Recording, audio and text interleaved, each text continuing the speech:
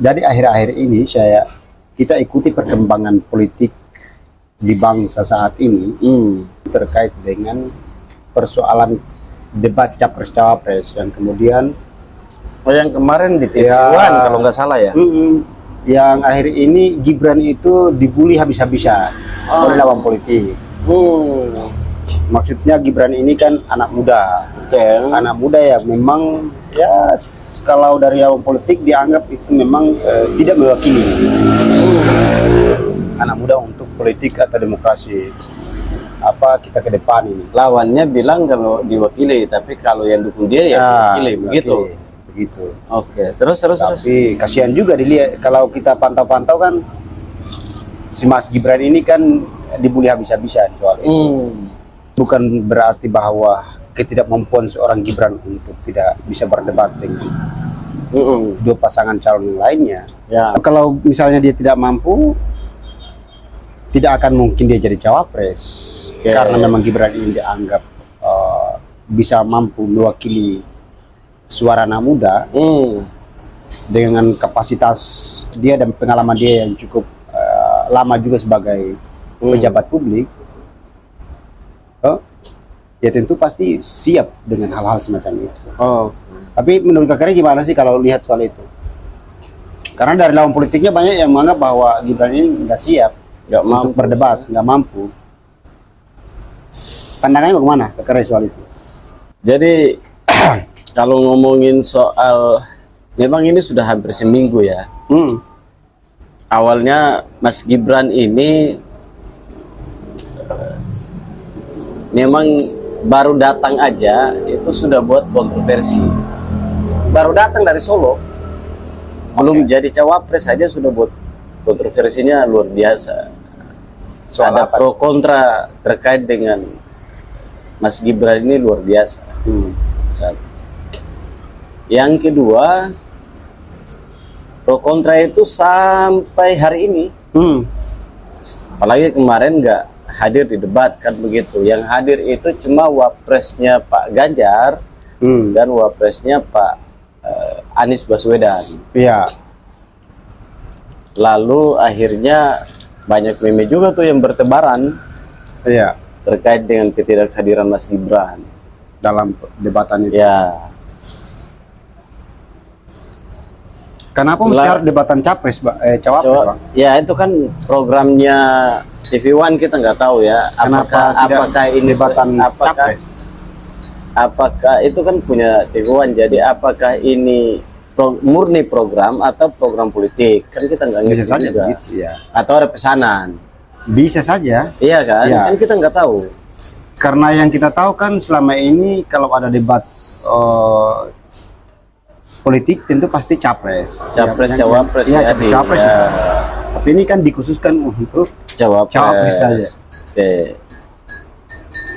Apakah kemudian nanti ada pihak-pihak yang melihat bahwa Mas Gibran ini pasti tidak siap untuk berhadapan dengan senior-seniornya lah. Iya, ya? Iya.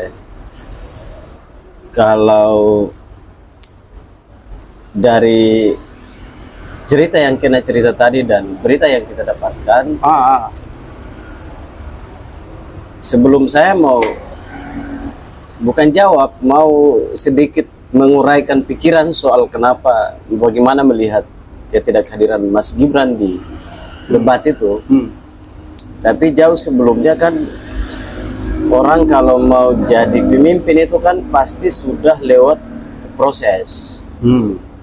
Oke. Nah, masalahnya ini sekarang kan latar belakang Mas Gibran ini adalah pengusaha. Jadi proses aktivitas hidupnya dia jadi pengusaha. Iya kan? Iya. Terus dia jadi wali kota. Artinya kalau dia kalau nggak bisa debat kan nggak mungkin waktu calon wali kota Solo kan pasti debat. Iya nggak? Iya. Benar nggak sih Kena? Benar. Kan calon bupati, wali kota, gubernur, presiden pasti ada debat. Kalau dibuat perdebatannya kalau iya, maksudnya ada debat nggak? Nggak ada. Ada, di Solo kan ada. Oh, waktu Gibran ya? Iya, ini kita ngomongin Mas Gibran. Iya. yang konon katanya dibilang beli, yang hari ini dibully lah, yang kena tadi sampaikan kan. Kan waktu calon wali kota Solo kan pasti ada debat kandidat. Oke. Lolos saja. Ya enggak, artinya jawabannya adalah beliau bisa debat gitu loh. Satu, apalagi kalau bicara soal perspektif ekonomi, kan pasti dia paham, dia seorang bisnismen, ya enggak sih, masih muda, dia bisnismen, dia pernah menjadi wali kota. Kalau urusan bicara soal perekonomian dia jago itu. Nah, mungkin cuma persoalan hal-hal masalah hukum, iya kan, ya Mahfud MD lah, jago lah kira-kira begitu. Dengan pengalamannya luar biasa.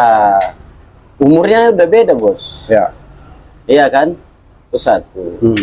Yang kedua bicara soal politik, Caimin lah gitu kan, dengan pengalamannya yang luar biasa. Nah, tapi bicara soal murni bisnis, peluang bisnis, bicara soal masa depan Indonesia apalagi anak-anak muda hari ini, lalu bicara soal bisnis, Gibran saya pikir oke lah itu. Walau dengan pengalamannya hanya cuma dari Solo itu, tapi kan dia punya kapasitas untuk itu. Artinya bisa debat kalau kita lihat. Yang kedua adalah memang persoalan politik ini kan begini Kena, teman-teman walang baca, teman-teman Infosa official harus kita lihat bahwa jangan kita lihat lurus. Skema debat, kenapa Gibran nggak hadir, iya kan? Ini kan jangan kita lihat lurus-lurus begitu juga Kena, dalam perspektif politik. Nah, kalau beta selalu yang mau lihat, ngapain kita harus lihat ini lurus, Gibran nggak hadir karena framingnya dia takut. Kalau beta malah beda, lihatnya begini. Gibran tidak hadir dalam debat. Kemarin di Kafrede dia bagi-bagi susu, ya kan, dibully juga hari ini kan, dia salah bicara. Masa sih si orang Gibran salah bicara ngomongin masalah asam apa itulah, asam lambung itu lah, asam folt atau itulah, masa salah kan nggak mungkin. Iya kan, dia ini seorang bisnis, masa dia nggak bisa baca atau dia nggak bisa ngerti soal minuman satu itu kan, begitu. Makanya saya nggak mau lihat lurus-lurus. Jadi kalau tadi kita ketemu di Jakarta Pusat, sekarang kita di Selatan Kena, iya kan? Kita jalannya kan nggak lurus, tapi tujuannya kan di sini, Selatan. Maka harus kita lihatnya jangan lurus, harus bengkok dikit, gitu. Nah, tapi ngerokok dulu Kena, silakan. Ngerokok dulu karena rokok itu penting. Cara soal negara yang mesti harus kita juga ngerokok sama ngopi. Gua kopinya ini avocado. Kena Africano, bukan Americano ya. Bukan Americano, Africano. Yang jelas soal perdebatan, Gibran pasti sudah melewati soal debat. Cuma kapasitasnya waktu itu di Solo dan lawan debatnya hari ini memang senior kalau umurnya udah pade lah, kalau kami di SBT itu bilangnya Pak D, karena umurnya Caimin sama Bang Mahfud MD ini kan sudah tua. Itu kalau dia panggil itu levelnya udah Pak D, Pak Le, gitu-gitulah ya. Itu. Nah, pertanyaan lagi, bisa debat? Bisa jawabannya. Nah, kembali lagi, saya nggak mau lihat lurus itu begini Kena. Namanya orang calon bupati, wali kota, gubernur, presiden, pasti kan punya tim khusus, tim kajian isu, strategi dan lain sebagainya. Benar nggak sih? Benar. Nah, Gibran punya nggak? Kan pasti punya. Prabowo pasti punya. Gibran sama Prabowo pasti punya. Mahfud MD pasti punya. Ya kan, Ganjar pasti punya. Anies pasti punya. Semua punya. Masing-masing tim ini punya cara strategi masing-masing. Kalau cuma mau framing seorang Prabowo, itu nggak usah di framing kena, nggak usah kita pakai spanduk, nggak usah. Orang udah tahu Prabowo Subianto siapa, Ya. mantan jenderal, iya kan, harta kekayaannya banyak, oke, mantan menantu presiden, Ya. Sudah orang udah tahu lah ya. iya kan, Prabowo ya. lalu pernah calon jadi presiden, Ya. orang sudah tahu. Masalahnya, kena kampung di mana? Di SBT. SBT di Sera ya, desa administrasi Sera ya, yang belum pemekaran jadi desa itu. Dusun. Oh, dusun administrasi Sera. Belum jadi desa? Belum. Dusun. Jadi kalau beta lihat ini caranya tim, oke, tim khususnya Gibran untuk bagaimana mempromosikan Gibran. Oke. Dia ngomong salah, biarin aja. Udah mau lo dibully, mau di ini biarin aja. Gak ada masalah tuh. Tapi setiap hari orang ngomongin Gibran. Orang nggak ngomongin Caimin, orang nggak ngomongin Mahfud. Udah, kamu masih muda, kamu udah ngomong aja. Asam itu salah nggak ada masalah, jelasin salah nggak ada masalah. Tapi setiap hari itu kan promosi gratis. Ya. Bayangkan kalau dia ngomong salah bicara, ya kan? Terus lawan politiknya bully dia. Ya, itu pasti lawan politiknya pasti ambil kesempatan untuk bully. Tapi mereka jangan salah juga bahwa kalau saya lihat ini cara atau strategi timnya Mas Gibran Ya. untuk bagaimana mengendorse atau mempromosi Gibran agar seluruh masyarakat Indonesia, terutama di Sera sana, kan Gibran belum ke Sera. Belum. Iya kan? Itu masyarakat Sera bisa lihat di media sosial. Oh, Gibran itu ini gitu. Oh, Gibran itu anak presiden tapi orangnya gimana sih gitu. Karena dia salah tadi dibully, bisa nyampe di Sera itu, Bos. Bisa saja. Gitu. Makanya saya nggak mau lihat lurus, saya lihatnya bengkok ya, kayaknya ada settingan ini. Nah, biar dia didiskusikan setiap saat di media sosial. Ini kan sudah hampir 1 bulan. Jadi bahan lebih. diskusi lah ya. Oh iya. Setiap harinya. Iya dong. Jadi hari ini kita klik di Google, di YouTube dan di media sosial, Gibran ratingnya keluar. dia naik. Ya. Makanya hasil survei mereka itu naik. Iya kan? Nah, karena begitu. Soal positif dan negatif nanti dulu. Ya. Iya kan? Tapi yang penting barang ini dia orang tahu dulu. Orang tahu. Pisang ini kena, kalau cuma digoreng saja disimpan, pisang ini gak usah kopi lah. Pisang ini kalau cuma digoreng dan disimpan aja, gak ada yang tahu bahwa ada pisang goreng. Ya. Benar nggak? Atau cuma tulis di menu tadi yang kena lihat itu cuma ditulis doang, lalu disimpan di atas lemari atau di mejanya, nggak ada yang, kecuali ada yang lihat di atas lemari atau di meja itu baru oh ini menunya, kan butuh promosi. Ya. Nah, Gibran ini pendatang baru, Bos. Iya nggak? Gibran harus butuh dipromosi, baik itu mau negatif mau positif nanti dulu. Yang penting promosin aja dulu. Pisang ini dipromosi ada dulu deh. Ya. Contoh kayak pisang, dipromosi aja dulu. Nanti lo mau beli mau nggak beli nanti dulu. Yang penting lo lewat, oh ada pisang di sini. Yang penting pas pilpres orang, oh ada calon presiden namanya Gibran. Gitu.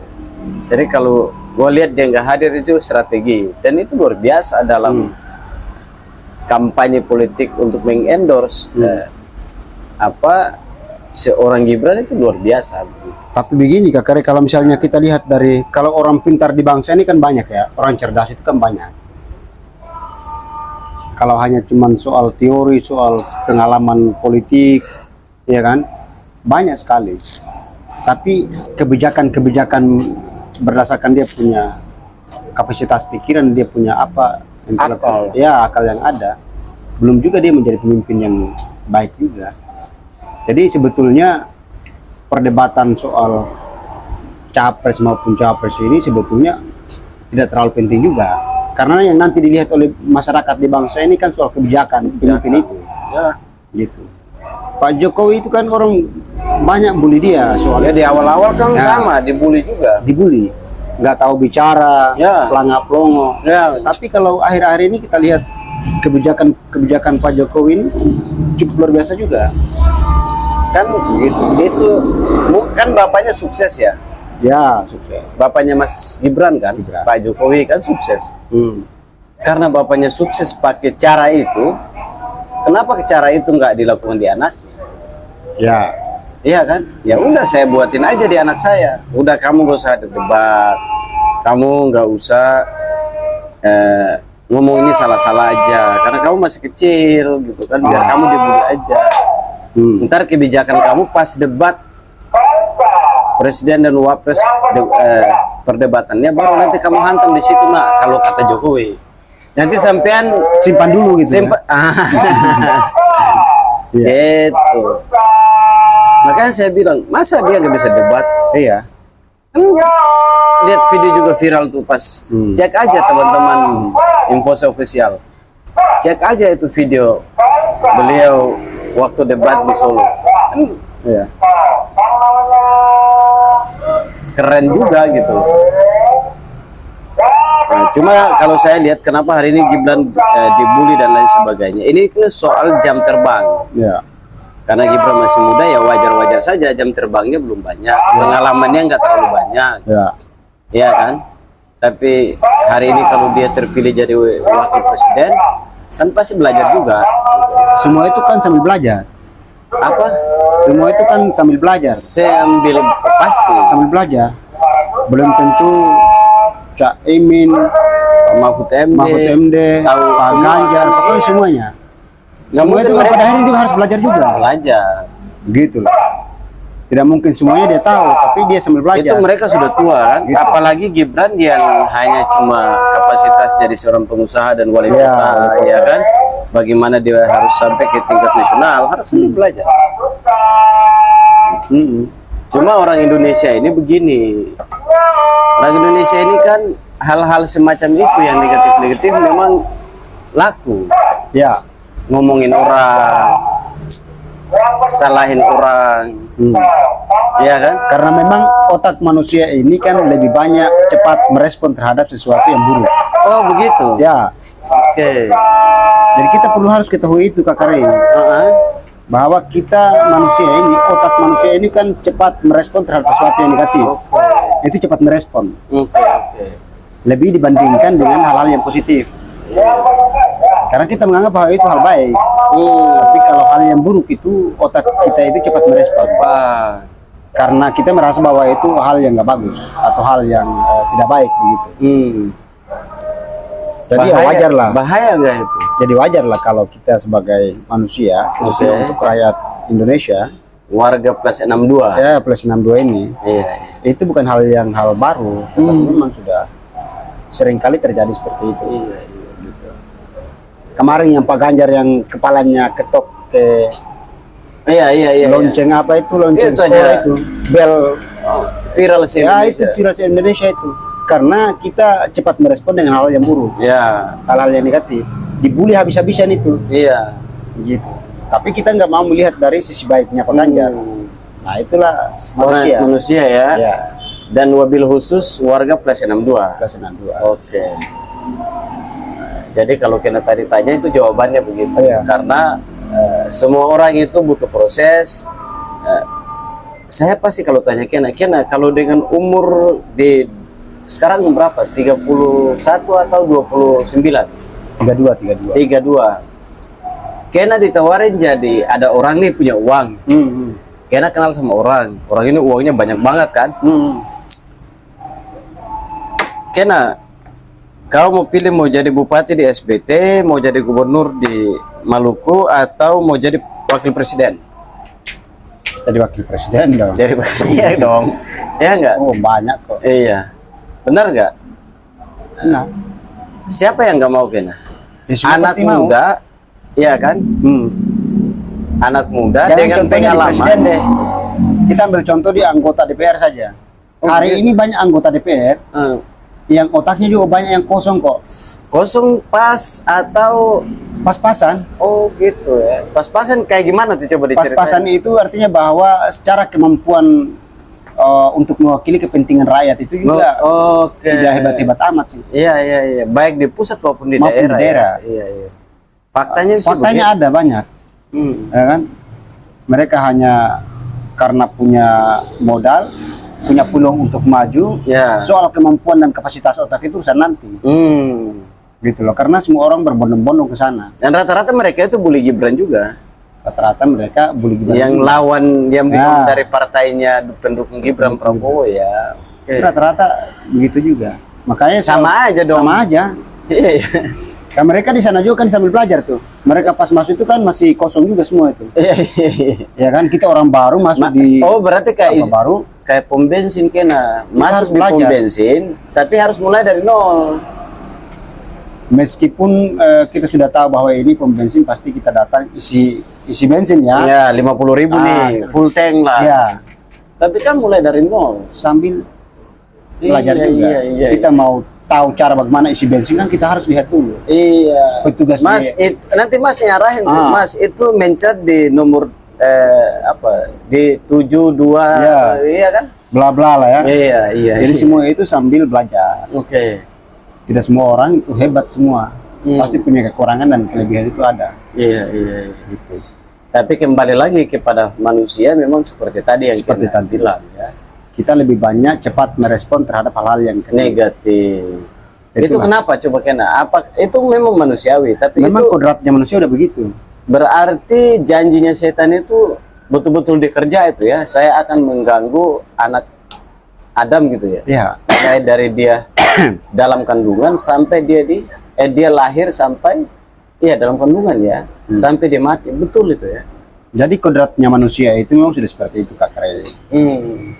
Kita ini kan bagaimana kita kenapa kita mesti harus lebih banyak merespon dan lebih cepat merespon terhadap hal-hal yang negatif, karena memang kita sebagai manusia yang punya jiwa sosial, Oke. sebagai manusia biasa yang tidak bisa melihat sesuatu yang buruk, kita cepat merespon tuh. Hari ini kalau saya melihat orang berkelahi di situ, seorang suami memukul istrinya di situ kan pasti saya merespon tuh. Iya, iya. Tapi saya belum tahu lebih kenal akar masalahnya. masalahnya.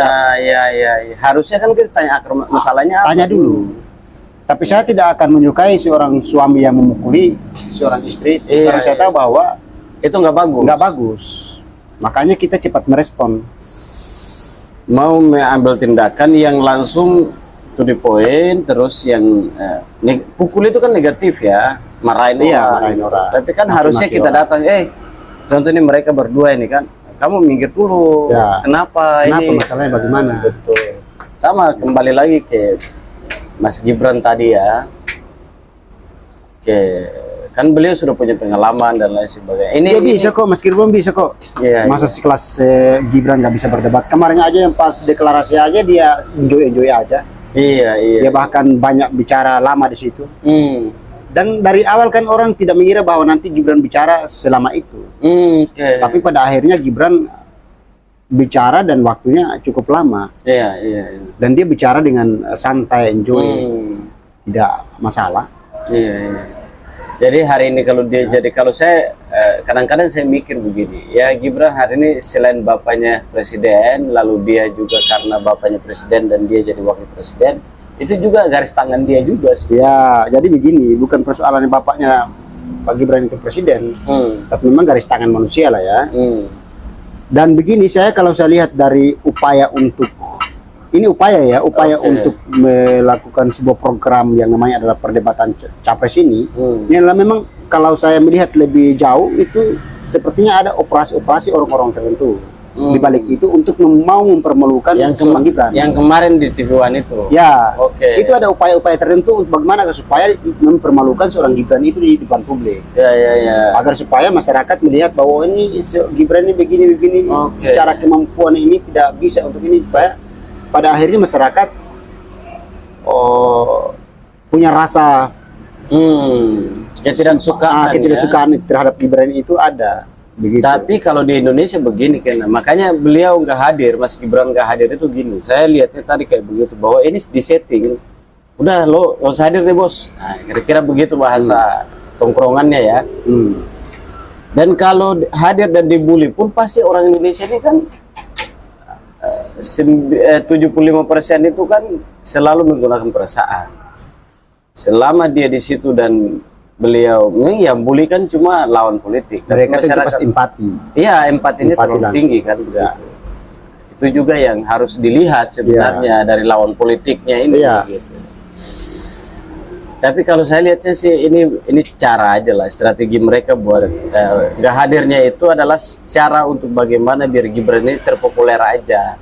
Dan itu sudah betul. Ya, selain itu kan tentu pasti ada operasi-operasi tertentu, Ya, oknum pasti. tertentu untuk berupaya untuk mau mempermalukan seorang Gibran.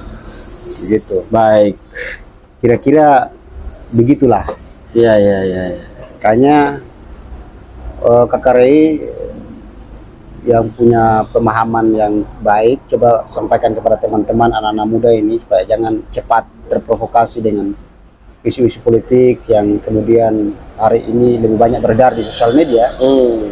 Pertama-tama adalah politik saling bully-membuli ini sebetulnya nggak bagus ya untuk demokrasi kita ke Nggak depan, bagus. kesehatan demokrasi kita. Ya. Betul. Apa pesannya Kakak Rey soal teman-teman anak-anak muda ini? Soal Yang di Infose Official lagi nonton ini. Iya. Oke. Yang pertama kena teman-teman Infose Official jangan terpengaruh dengan narasi yang dibangun oleh para calon presiden, wakil presiden, termasuk Mas Gibran, termasuk Pak Prabowo tuh. Tiga-tiga aja lah. ya. Yang negatif-negatif. Karena begini, kalau teman-teman terpengaruh oleh narasi-narasi yang negatif saling membuli, itu bukan cara dan bukan kebiasaan orang Indonesia. Itu adalah cara-cara yang bukan orang Indonesia. Jadi kalau orang suka bully itu bukan orang Indonesia, itu berarti orang di luar orang Indonesia. Itu satu. Kalau kita ikut ngebully juga kan nanti otak kita juga jadi negatif. Ya. Apalagi masih muda loh. Masih muda itu kan harus merawat kewarasan berpikirnya. Oke. Jadi kalau ketika kita anak muda tidak merawat kewarasan berpikir kita, saya pikir jangan bilang anak muda itu sang perubahan atau agen perubahan, janganlah. Iya kan? Yang kedua kena, dan teman-teman Infose Official, lihat aja hari ini Mas Gibran, kita bicara Mas Gibran sama Pak Prabowo, apakah dua orang ini mampu untuk membawa kepentingan dan kebutuhan, menjawab kebutuhan anak muda? Ya wis, dipilih yang kayak begitu, iya kan? Atau Pak Anies dengan siapa, Caimin, bahwa kebutuhan anak muda, ya keputusannya ada di teman-teman. Baik selanjutnya di Pak Ganjar sama Pak Mahfud. Tapi soal kembali kepada debat Mas Gibran gak hadir, itu hati-hati. Jangan sampai teman-teman terkesima. Ya. Ketika paket debatnya presiden dan didampingi oleh wakilnya kan pasti ditanyain juga tuh, itu debat tuh. Jangan sampai Mas Gibran gas full di situ kan. Kaget kan, akhirnya malu. Akhirnya tuduhan-tuduhan yang hari ini terjadi bisa terjawab. Itu kan saya pastikan itu pasti di debat itu Mas Gibran gas full itu. Begitu kena. Selanjutnya adalah sebagai teman-teman muda, sebenarnya gak usah terpengaruh lah dengan narasi-narasi yang dibangun soal narasi-narasi negatif, hoax, terus saling membuli tadi. Itu jangan terlalu terpengaruh. Kenapa? Sebagai anak muda, tugasnya adalah bagaimana merawat, nalar berpikir kita yang positif, gitu. Jangan kita menanam narasi-narasi negatif dalam pikiran kita. Kalau selalu kita terpengaruh dengan hal-hal negatif, saya pastikan Indonesia ke depan itu memiliki banyak anak muda yang punya ketidakwarasan berpikir. Tapi kalau hari ini kita tidak terpengaruh dengan urusan itu, udahlah biarin aja. Tinggal kita lihat siapa yang calon presiden dan wakil presiden yang mampu untuk mau menjawab problem anak muda, ya kan? Ya dipilih aja, begitu. Agar sebagai anak muda hari ini menjelang Pilpres 2024 mendatang, itu harus menjaga kewarasan berpikir kita. Agar apa? Agar kita sebagai pemuda-pemuda yang ke depan kita menjadi pemimpin yang betul-betul memang kita waras. Jangan sampai jadi pemimpin ke depan kita nggak bisa jaga, ke depan kita nggak waras kan? Apa harapan Indonesia maju, Indonesia unggul dan lain sebagainya? Bagaimana kita mau harapkan kalau anak mudanya hari ini masih bicara soal bulian, dia tidak menjaga kekuatan gitu. Iya, tidak menjaga nalar berpikir yang waras begitu. Nah, ini catatan buat teman-teman Infose Official agar teman-teman yang di Infose Official harus beda cara berpikirnya dengan yang ada di luar sana. Itu kena. Siapapun presidennya adalah presiden kita, tetapi Pilpres ketika sampai di kotak suara, teman-teman muda harus lihat, oh waktu sampaikan visi misi itu Mas Gibran sama Pak Prabowo yang banyak bisa kita berikan suara kita ke sana. Ya wis. Gitu loh.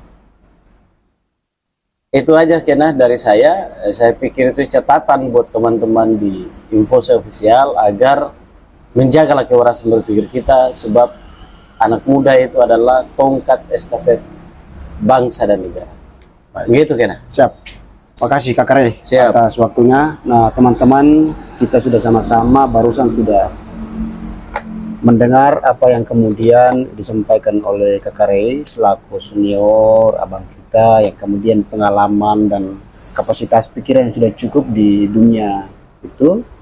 Dan yang paling penting terakhir yang kemudian disampaikan oleh Kak Kare adalah bagaimana tugas anak muda adalah menjaga kewarasan berpikir dan nalar berpikir positif kita dengan baik, agar supaya ke depan kita menjadi generasi-generasi yang kemudian bisa ikut peran serta di dalam ikut memajukan bangsa ini ke depan. Karena memang sebentar lagi akan ada pesta demokrasi berlangsung di tahun 2024 dan peran penting anak muda di dalam situ juga cukup diharapkan.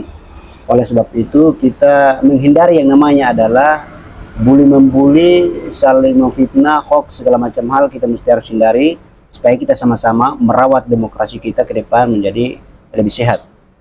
Mungkin itu yang kemudian saya sampaikan. Demikian dari saya dan kita akan kembali ketemu di video-video berikutnya. Assalamualaikum warahmatullahi wabarakatuh.